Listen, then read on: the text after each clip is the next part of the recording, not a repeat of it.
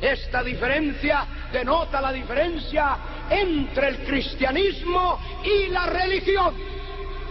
Entre todo lo que es adornado de religión con el nombre de cristianismo y entre lo que es cristianismo sin adorno de religión. La tragedia de nuestra hora, digo de nuestra hora, este mismo momento, en profecía y como señal profética, es que ya el cristianismo para mucha gente es la religión y la religión el cristianismo. Aún más, Satanás ha hecho creer esa mentira por 1600 años, especialmente desde que el Vaticano fuera establecido en la muerte del emperador Constantino en el año 337. Déjeme darle nota histórica y profética de esto. A la muerte de un emperador que nació pagano, vivió pagano y murió pagano, a pesar de lo que la historia le haya dicho a usted, a pesar de lo que los historiadores hayan declarado de su conversión a Cristo, a pesar de las fantasías y encantaciones por encantadores, agoreros, adivinos, que en el nombre de Cristo, como falsos profetas, no solamente distorsionaron la historia, no solo de Israel, no solo de la Iglesia, pero aún la historia de esta nación mexicana. Déjeme decirle que en este atentado contra la historia del Evangelio, contra la historia de la Iglesia, contra la historia de Cristo, también Satanás ha ido lejos para distorsionar la historia de los pueblos, la historia de las naciones, incluyendo la patria mexicana. Todavía en las escuelas de México se estudia, se lee, llegando hasta las universidades mexicanas, que los monjes católicos romanos, las monjas, los sacerdotes y los obispos llegaron hace 500 años a los aborígenes de esta tierra para predicarles el Evangelio. Mentira de Satanás, mentira de Satanás, mentira del anticristo. Si hace 500 años los monjes que vinieron protegidos por el ejército español, por el ejército francés, por el ejército portugués, si esos monjes, ese clero, hubieran creído al Evangelio de Cristo, no hubiera, como hizo Hidalgo, traído la falsa revelación de la guadalupana. Hubieran creído a Jesucristo, a Jesucristo, a Jesucristo y al Evangelio de Jesucristo. La historia ha sido distorsionada porque el Evangelio ha sido pervertido. ¿Para qué hablar más de lo que ya esta tierra ha padecido, está padeciendo, no como consecuencia política solamente, no como consecuencia económica, no como consecuencia cultural, no como consecuencia moral, no como consecuencia ajena a lo que la religión ha hecho en 500 años de perversión del Evangelio de Jesucristo? No hubiera habido guerra. Aún más, si hace 500 años este mensaje de Cristo, dado en el Sermón del Monte, allá en Israel, hubiera sido creído por ese clero, en el día de hoy no habrían ni mormones en México. En el día de hoy no habrían espiritistas. En el día de hoy no habrían santeros. En el día de hoy no habrían encantadores, adivinos, agoreros. Lo que es más grande en el día de hoy, ni siquiera el gobierno hubiera tenido que gastar dinero en rehabilitar drogadictos o en combatirlos en las montañas de México, porque todo eso ha sido producto no de la política, no de la sociedad, pero de la religión que pervirtió el Evangelio de Jesucristo. Alabe a Jesucristo. Si usted ya ha creído el Evangelio, usted sabe lo que se está diciendo. Usted ha sido testigo de lo que aquí se declara por el Espíritu de Dios.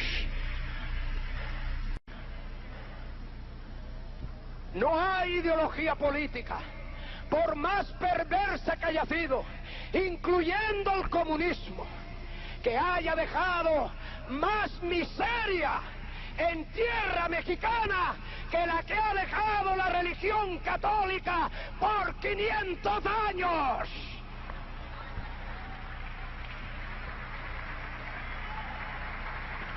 La prueba es que dice la profecía que esta grande ramera vino a ser la madre, no solo ramera, pervirtiendo los caminos del Señor, trastornando los caminos del Señor, como los continúa trastornando mediante ahora en el siglo XX la renovación carismática, el mayor trastorno de los caminos del Señor, el mayor trastorno.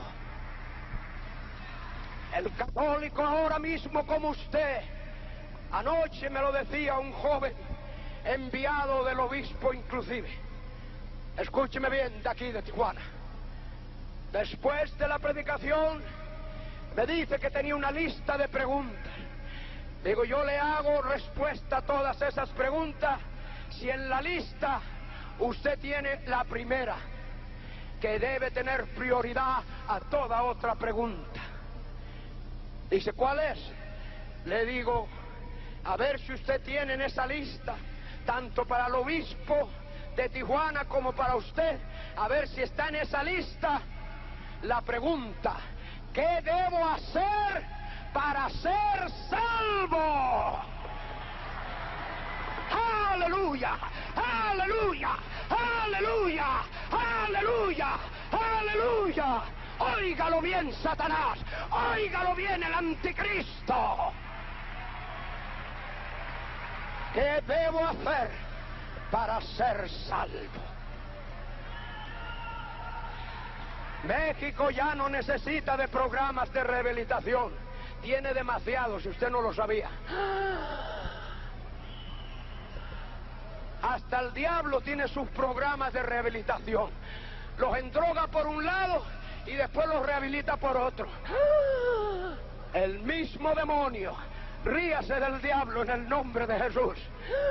Es una mofa diabólica, es una payasada satánica.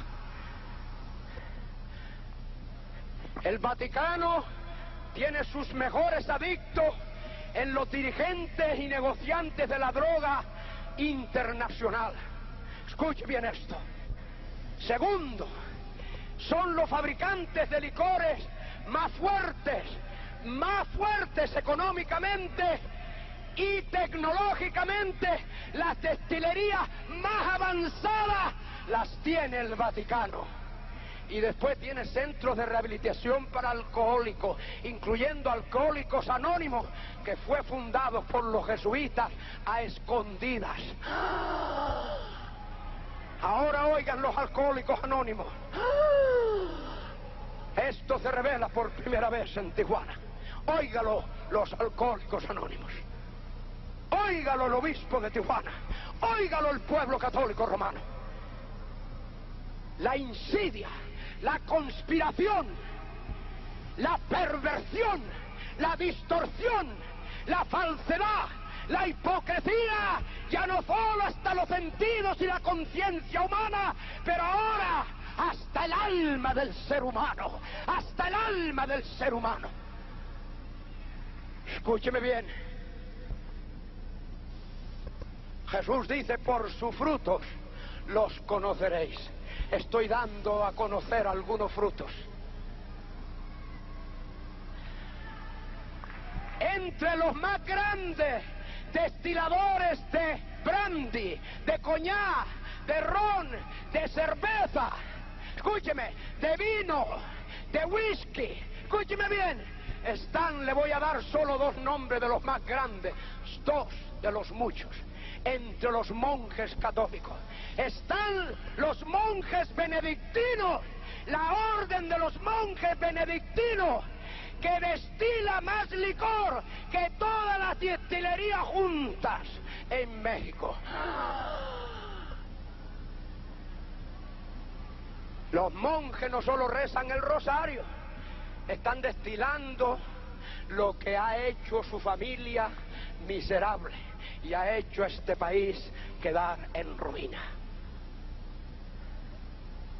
Escuche bien, entre las otras órdenes religiosas están los hermanos de la doctrina cristiana, y se llaman hasta hermanos de la doctrina cristiana, escúchelo,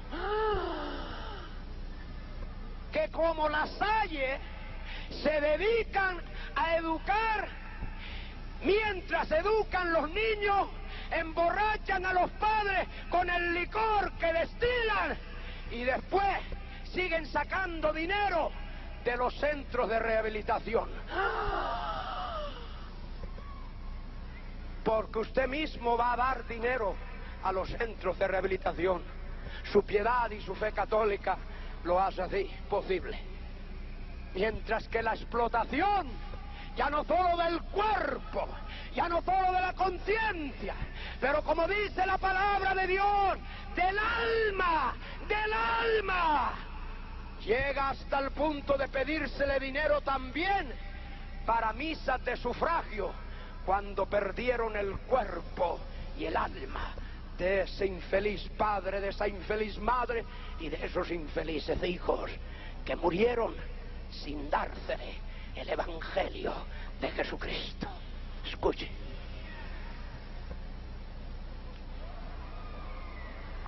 Venga conmigo a la palabra de Dios y vea la diferencia. Digo, no solo la escuche, usted necesita verla en esta noche.